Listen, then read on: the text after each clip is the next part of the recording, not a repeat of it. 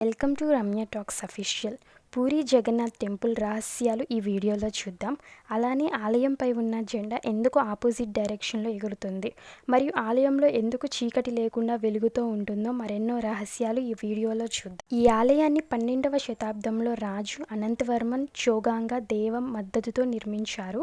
జగన్నాథుడు మొదటిసారిగా విశ్వాసుడు అడవిలో నీలమధుబాగా పూజించబడ్డాడు. దేవతల పట్ల ఆకర్షితుడైన రాజు ఇంద్రాద్ముడు తన బ్రాహ్మణ పూజారి విద్యాపతిని దైవిక ప్రదేశాన్ని వెతకడానికి పంపాడు. విశ్వాసు కుమార్తె లలితతో ప్రేమలో ఉన్న విద్యాపతి ప్రియురాలి సాయంతో జగన్నాథుని పూజించే రహస్య గుహను కనుగొన్నాడు. జగన్నాథుడు గుహను గురించి తెలుసుకున్న ఇంద్రియాద్ముడు విగ్రహాల కోసం ఒడిషాకు ప్రయాణం ప్రారంభించాడు. ఆ ప్రయాణంలో ఎన్నో ఎదురు దెబ్బలు తగిలాయి. ఆఖరికి దైవ సంకల్పంతో అతన్ని నీలశైలం అంటే బ్లూ మౌంటైన్, ఆ మౌంటైన్ పై ఆలయాన్ని నిర్మించేలా చేసింది.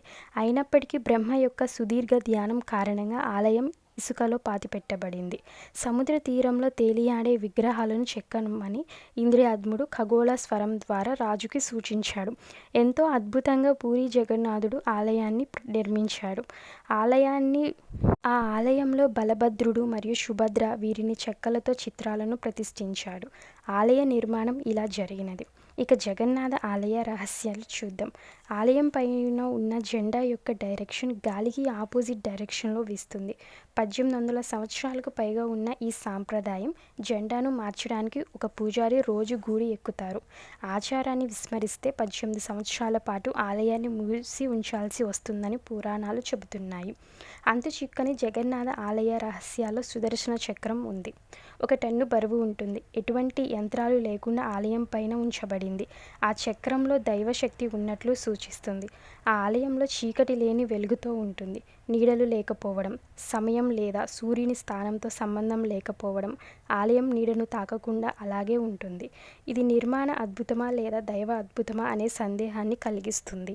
చెక్క విగ్రహాలను తయారు చేస్తారు. ప్రతి 8, 12 లేదా 19 సంవత్సరాలకు ప్రత్యేకంగా ఎంచుకున్న వేప చెట్ల నుండి కొత్త విగ్రహాలను తయారు చేస్తారు. ఈ విగ్రహాలు చెక్కడం రహస్యంగా చెక్కుతారు. గుడిపైన ఏది ఎగరకూడదు అనే నియమం ఉంది. పక్షులు కూడా ఆ ఆలయంపై ఎగరలేవు. రథయాత్ర అనేది వార్షిక ఊరేగింపు. ఇక్కడ జగన్నాథ ఆలయం నుండి విగ్రహాలను 2 సెట్ల రథాలపై 3 చొప్పున ఊరేగిస్తారు. మొదటి రథం దేవతలను నదికి తీసుకువెళుతుంది. ఆలయాన్ని మౌసీమ ఆలయం నుండి వేరు చేస్తుంది. ఆ తర్వాత విగ్రహాలను నది దాటడానికి పడవలపై దారితీస్తారు. తరువాత రెండవ రథం దేవతలను నది నుండి మౌసీమ ఆలయానికి తీసుకువెళుతుంది. అక్కడ ప్రత్యేక ఆచారాలు నిర్వహించబడతాయి. భగవంతుడు, జగన్నాథుడు, బలభద్రుడు మరియు సుభద్రాల యాత్రను జరుపుకుంటారు. ఈ ఇన్ఫర్మేషన్ నచ్చినట్లయితే లైక్ చేయండి, షేర్ చేయండి, సబ్స్క్రైబ్ చేయండి.